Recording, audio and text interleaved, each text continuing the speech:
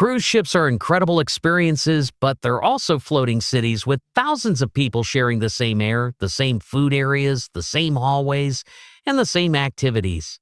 And for seniors especially, small health mistakes before boarding can quietly turn a dream trip into a miserable one. Dehydration, motion sickness, respiratory infections, medication problems, fatigue that ruins half the trip. The good news is that experienced cruisers know how to prevent almost all of this before the ship even leaves port. And if you follow this checklist in order, you won't just stay healthier on board. You'll feel better, sleep better, move easier around the ship, and actually enjoy the vacation you paid for. So let's walk through the exact system smart senior travelers use before stepping onto a cruise ship.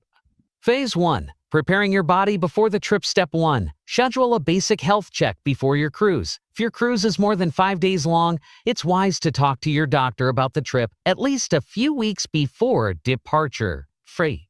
Cruise ships have medical centers, but treatment on board can be expensive and limited compared to hospitals on land. Something simple like unmanaged blood pressure, unstable blood sugar, or a medication interaction can become a serious issue when you're days away from shore. If you skip this step, you risk discovering health problems in the middle of the ocean where options are limited.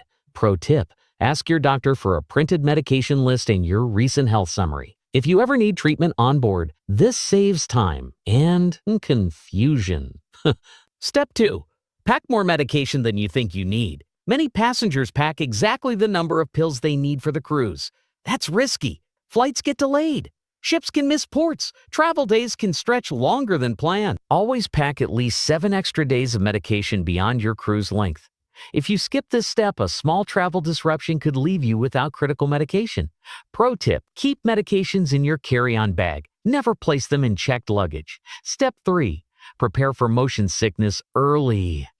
Many seniors assume they won't get seasick, but motion sickness can appear unexpectedly, especially during rough seas or when ships leave open water.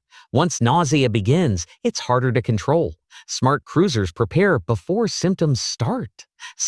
Pro tip: bring motion sickness patches, tablets, or wristbands, and start using them before the ship sails if you're sensitive to movement.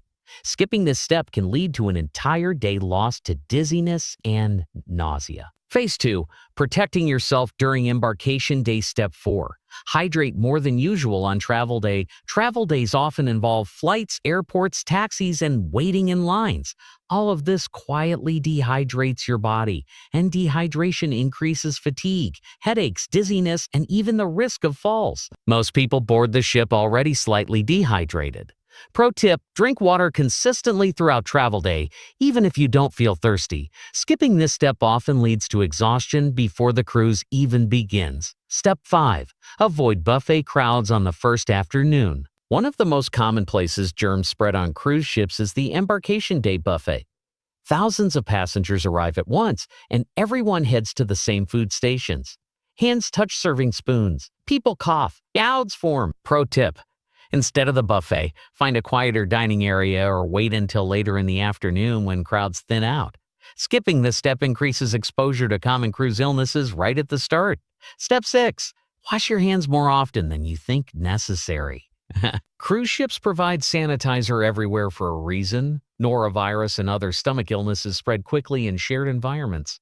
Elevator buttons, railings, and buffet utensils are touched by thousands of passengers daily. Pro tip: hand sanitizer helps, but washing with soap and water is far more effective after meals and restroom visits.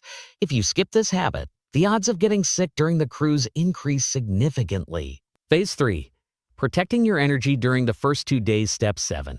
Don't try to explore the entire ship immediately. Many passengers walk miles on the first afternoon trying to see everything. For seniors especially, that sudden activity can lead to exhaustion, sore joints, or even minor injuries.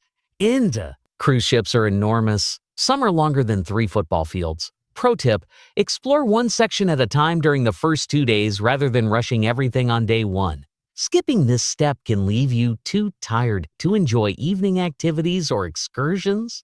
Step 8. Protect your sleep schedule the first night. Travel, excitement, and late-night shows tempt many passengers to stay up far later than usual. But poor sleep on the first night can disrupt your body for several days.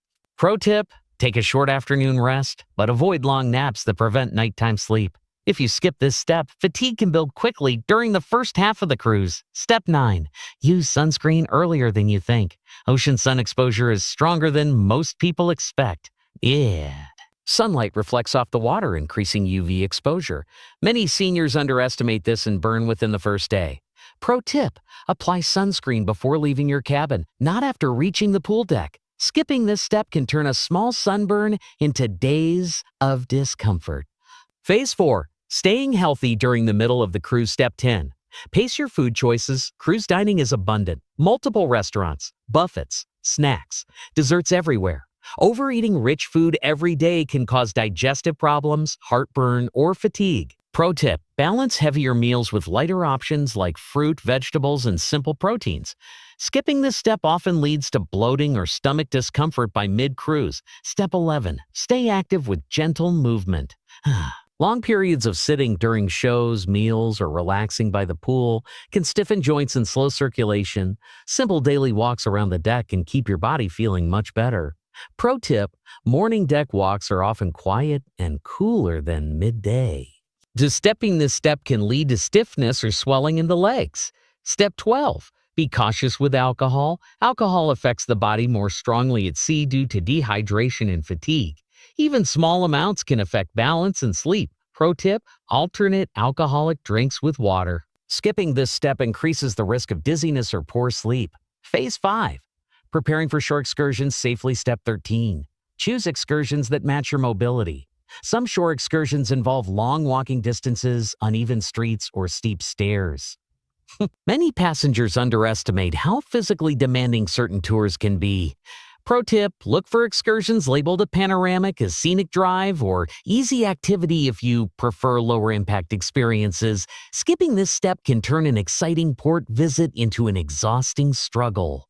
Step 14. Carry a small health essentials bag. When leaving the ship, bring water, medication, sunscreen, and a small snack. Excursions can run longer than expected, then local pharmacies may be difficult to find. Pro tip: a simple crossbody bag keeps essentials accessible without adding weight. Skipping this step can leave you uncomfortable or unprepared during longer tours. Step 15. Know the location of the ship's medical center. Most passengers never need it, but it's smart to know where it is. Cruise medical centers are usually located on a lower passenger deck and operate specific hours. Pro tip: walk past the medical center early in the cruise so you know exactly where to go if needed. Skipping this step wastes valuable time if a health issue appears. Traps many seniors accidentally fall into. One common mistake is assuming cruise ships handle every health need automatically. They don't. Medical care on board can be expensive, and insurance coverage varies.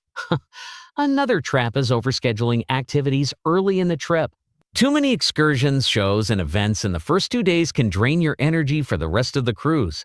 And finally, many passengers underestimate how quickly dehydration builds at sea. Between sun, walking, and travel stress, water intake becomes more important than most people expect. A few simple habits can prevent the majority of cruise health problems. Now, I'm curious about your experience. If you've ever taken a cruise before, so what was the one health mistake you wish you had avoided?